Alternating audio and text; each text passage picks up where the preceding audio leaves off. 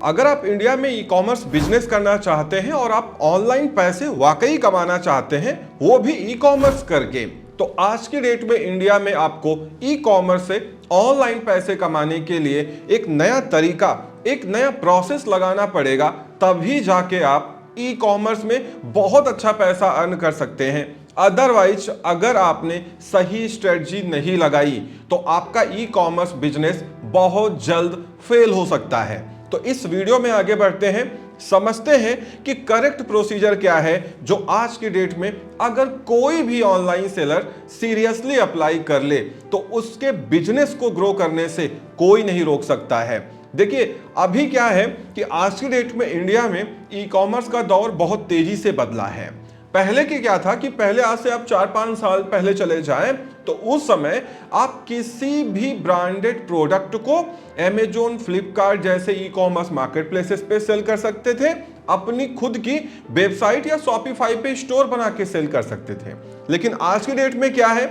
After corona pandemic ये जितने बड़े ब्रांड थे इन्होंने क्या किया, सबने अपनी अपनी वेबसाइट बना ली, और जिन्होंने अपनी वेबसाइट नहीं बनाई उन्होंने क्या किया कि कुछ बड़े इंडिपेंडेंट सेलर से, बड़े ब्रांड से टाई अप बना लिया और वो अमेजोन, फ्लिपकार्ट पे अपने प्रोडक्ट को बेचने लगे। मतलब कहने का ये है, आज की डेट में जितने भी टॉप ब्रांड हैं जो अच्छे प्रोडक्ट बनाते हैं, वो चाहे इंडिया के हो चाहे अब्रॉड के हो, ऑलमोस्ट 80% जो ब्रांड हैं वो किसी ना किसी सेलर्स के साथ में एक्सक्लूसिव टाई अप बना चुके हैं या वो खुद अपनी ई कॉमर्स वेबसाइट बना के उन प्रोडक्ट्स को उस दाम में सेल कर रहे हैं। और अगर आप उन प्रोडक्ट्स को उनसे खरीदने जाएंगे तो आपका जो सेलिंग प्राइस होगा ऑब्वियसली वो उनके कंपैरिजन में 20 से 30% ज्यादा रह सकता है। अब बहुत सारी कंपनीज हमने देखा, बहुत सारे ब्रांड हमने देखा जो अब तो किसी भी ऑनलाइन सेलर को, नए ऑनलाइन सेलर को अपना रीसेलिंग लेटर या ऑथराइजेशन लेटर ही नहीं देते हैं कि हमारा प्रोडक्ट आप बेचो। आप खुद जाके मार्केट में देख लीजिए,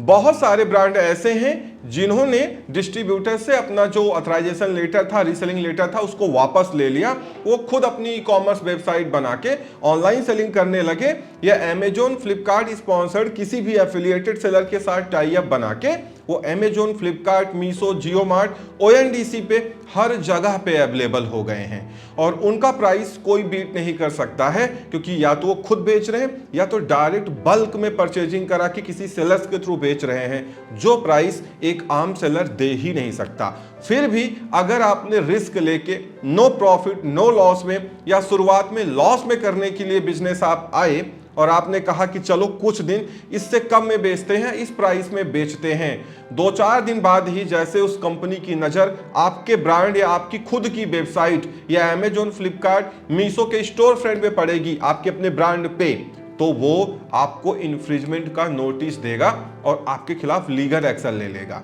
क्योंकि आप उस ब्रांड को सेल करने के लिए बिल्कुल भी ऑथराइज नहीं है। तो आप जान लीजिए ऑलमोस्ट 80% जो अच्छे खासे ब्रांड हैं वो अब अपने ब्रांड को किसी भी रैंडम सेलर्स को या उनके थ्रू नहीं बेचने देते हैं। तो आप ये गलती बिल्कुल ना करें। अगर आप किसी ब्रांड के प्रोडक्ट को बेचने जा रहे हैं तो सबसे पहले उससे अप्रूवल जरूर ले लें, इनवाइस बहुत सेफ रखें, क्योंकि आज की डेट में मीशो, फ्लिपकार्ट, अमेजोन सब इसको मांगते हैं। और अगर आप खुद की ई कॉमर्स वेबसाइट से सेल कर रहे हैं तो वो कंपनी आपको ईमेल भेज के क्रॉस वेरिफिकेशन कर सकती है और आपको देना पड़ेगा। तो मेरे हिसाब से अब ये तरीका तो सुटेबल नहीं रहा अगर आप ऑनलाइन पैसे कमाना चाहते हैं ई कॉमर्स में, क्योंकि ऑलरेडी वो सारे बड़े ब्रांड अपनी वेबसाइट के थ्रू या किसी पार्टिकुलर बड़े सेलर्स के थ्रू हर जगह पे अवेलेबल है, जिनका प्राइस, जिनकी डिलीवरी स्पीड आप कोई भी ब्रेक नहीं कर सकते। तो डेफिनेटली आप उन आइटम्स को बेच के तो बिल्कुल पैसा नहीं कमा सकते। दूसरा क्या था, बहुत सारे सेलर्स मार्केट में जाते थे, जेनेरिक प्रोडक्ट को लाते थे और बिना किसी ब्रांड के बेचते थे। इसमें बड़ी प्रॉब्लम ये आ चुकी है कि अगर आप जेनेरिक प्रोडक्ट को बेचने जाते हैं अपने Amazon, Flipkart, Meesho store front में, तो इतनी सारी मैपिंग हो जाती है कि लोग 5 रुपए के लिए भी आपस में प्राइसिंग वार करने लगते हैं, लड़ाई करने लगते हैं, किसी का कुछ भी बच पाना मुश्किल हो जाता है। तो वहां पे बेचने का कोई फायदा नहीं है। तो ऑब्वियसली अगर आप जेनेरिक प्रोडक्ट को अपनी खुद की ई कॉमर्स वेबसाइट पे भी लिस्ट करेंगे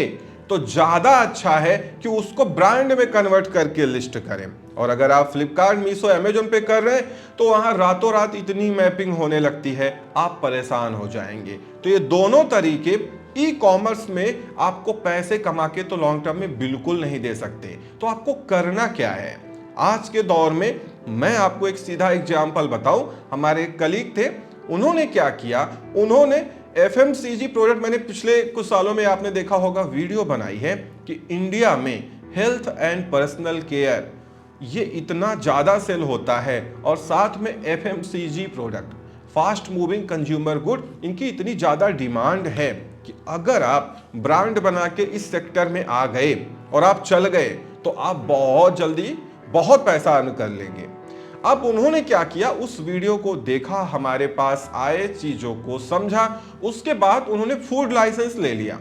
अब मैं कोशिश करूंगा कि कभी वो सामने आए और आपको खुद बताएं, क्योंकि होता क्या है कि लोग सोचते हैं हमारा सीक्रेट लीक हो जाएगा या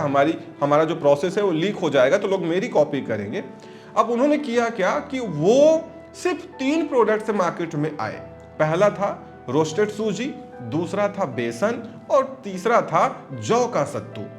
अब इन तीनों को उन्होंने क्या किया कि पहले तो फूड लाइसेंस लिया, अपना घर पे ही उन्होंने जो पैकेजिंग मशीन होती है वो सीलिंग मशीन उसको मंगाया और उसके बाद जो पैकेजिंग मटेरियल है मंगाया और बढ़िया उसको घर में वजन करके 1-2 लोगों को हायर किया था और उसको अपना ब्रांड से पैक करने लगे। क्योंकि इसके लिए सबसे पहले भाई अगर आप कोई फूड आइटम बेचने जाते हैं या हेल्थ एंड पर्सनल केयर में भी जाते हैं तो गवर्नमेंट के कुछ लाइसेंस होते हैं बहुत सारी कैटेगरीज में, तो पहले आपको लाइसेंस लेना पड़ेगा। लाइसेंस आप तभी ले पाएंगे जब आप ब्रांड बना चुके हैं, ट्रेडमार्क के लिए अप्लाई कर चुके हैं, सारा प्रोसेस कंप्लीट हो चुका है।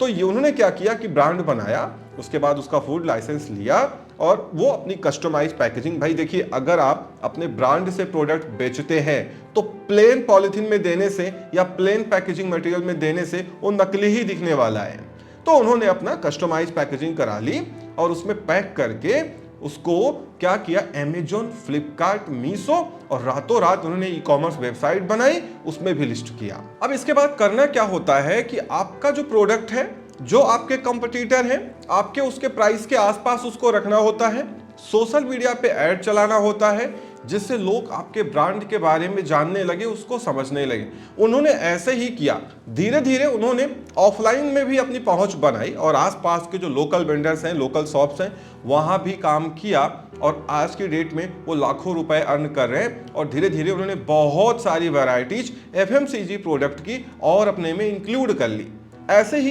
ब्यूटी एंड पर्सनल केयर के प्रोडक्ट्स हैं, बहुत सारी कंपनीज हैं जो आज की डेट में क्रीम बनाती हैं, बॉडी लोशन बनाती हैं, फेस वॉश बनाती हैं। आपने देखा होगा, आप लोकल मार्केट में जाइए, आपको ऐसी ऐसी कंपनी के फेस वॉश मिल जाएंगे जिनको शायद आपने सुना भी ना हो और वाकई वो करोड़ों में बेच रहे हैं। कहने का मतलब यह है कि इंडिया में अगर आपको लॉन्ग टर्म में ई कॉमर्स से पैसे कमाने हैं तो आपको ब्रांड बनना पड़ेगा, खुद उसका मैन्युफैक्चरर होना पड़ेगा, साथ ही साथ कस्टमाइज पैकेजिंग यूज करनी पड़ेगी और आपको इंडिया में जितनी ई कॉमर्स मार्केट प्लेसेस हैं सबके साथ में अपनी खुद की ई कॉमर्स वेबसाइट तक में भी हर जगह से सेल करना पड़ेगा, जिससे आप हर टाइप के कस्टमर को एड्रेस कर पाएं, सब तक पहुंच पाएं और आपको सोशल मीडिया पे कुछ अपने प्रॉफिट का हिस्सा बर्न करना पड़ेगा एड्स चलाने में, जिससे जो आपके ब्रांड की पॉपुलैरिटी है, उसका जो अवेयरनेस है वो लगातार फैलता रहे, लोग आपके ब्रांड के बारे में जानते रहें। और जो प्रोडक्ट आप सेल करने जा रहे हैं हमेशा अपने कंपटीटर को ध्यान में रखें, उसी के आसपास सेल करने की कोशिश करिए, उससे बहुत ज़्यादा कम कर देंगे तो आपका प्रोडक्ट लोगों को नकली लगने लगेगा, उससे ज़्यादा बहुत कर देंगे तो प्रोडक्ट बिकना बंद हो जाएगा। तो ये टेक्निक आप लगाइए, अपनी ब्रांड बनाइए और खुद मैन्युफैक्चरर बनिए। भले ही आप 2 से 5, 10 प्रोडक्ट से स्टार्ट करें, लेकिन अगर आपकी खुद की मैन्युफैक्चरिंग है तो आपको बहुत आगे तक ले जा सकती है। बशर्ते ये है कि जैसे फूड प्रोडक्ट्स है या हेल्थ एंड पर्सनल केयर के बहुत सारे प्रोडक्ट हैं जिसमें गवर्नमेंट के कुछ लाइसेंस लेने होते हैं, उनको प्रॉपर तरीके से ले लें। ऐसा ना हो कि आपकी स्क्रूटनी हो जाए, उल्टा आप बुरे फंस जाए। प्रॉपर लाइसेंस लेके अच्छे तरीके से काम करें और ऑनलाइन के साथ साथ आप ऑफलाइन को भी एक्सप्लोर कर सकते हैं, क्योंकि वहां भी इन चीजों की बहुत डिमांड है जो आपके बिजनेस को ग्रो करने में आपकी मदद करेगी। तो इस वीडियो में इतना ही। उम्मीद करता हूं वीडियो पसंद आई होगी। Thank you so much for watching.